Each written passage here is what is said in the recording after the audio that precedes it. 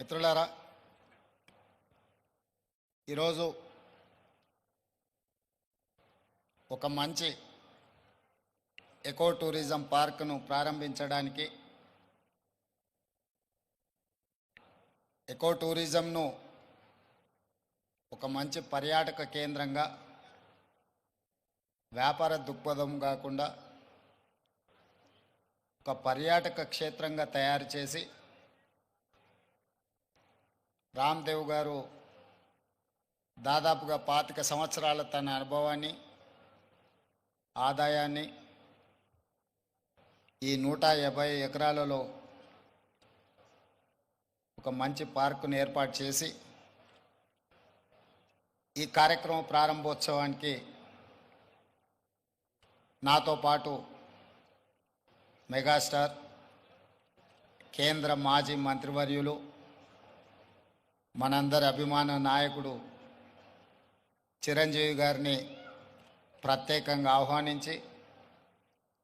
అదేవిధంగా తెలంగాణ మంత్రివర్యులు జూపల్లి కృష్ణారావు గారిని,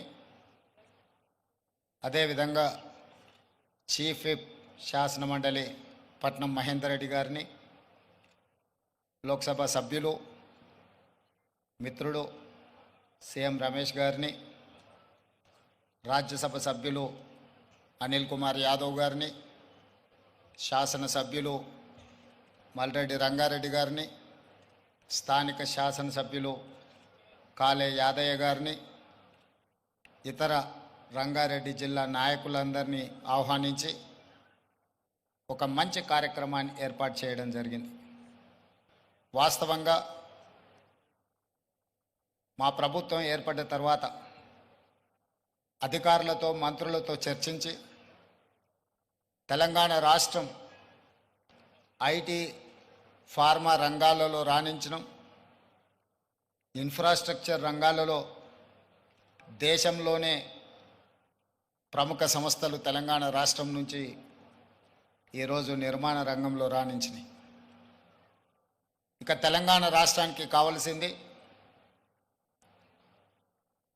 temple tourism, health tourism, eco tourism.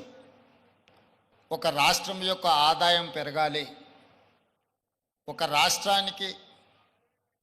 గుర్తింపు రావాలి అని అంటే పరిశ్రమలు, పెట్టుబడులే కాదు, ఆ రాష్ట్రంలో ఉన్న టెంపుల్ టూరిజం, ఎకో టూరిజమే ఆ రాష్ట్రం యొక్క ఆదాయం